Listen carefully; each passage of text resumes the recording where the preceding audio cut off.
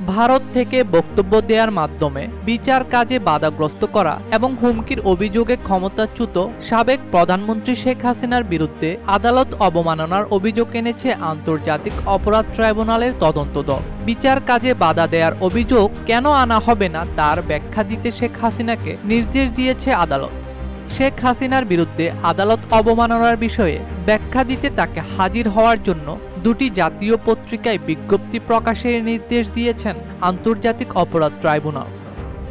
আগামী 7 দিনের মধ্যে একটি বাংলা ও একটি ইংরেজি দৈনিকে এই সংক্রান্ত বিষয়ে বিজ্ঞপ্তি প্রকাশ করতে রোববার এই নির্দেশ দেন আদালত।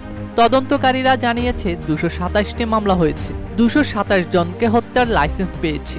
ভারত থেকে শেখ হাসিনার দেয়া এমন অডিও বক্তব্যের সত্যতা প্রমাণ পাওয়া গেছে।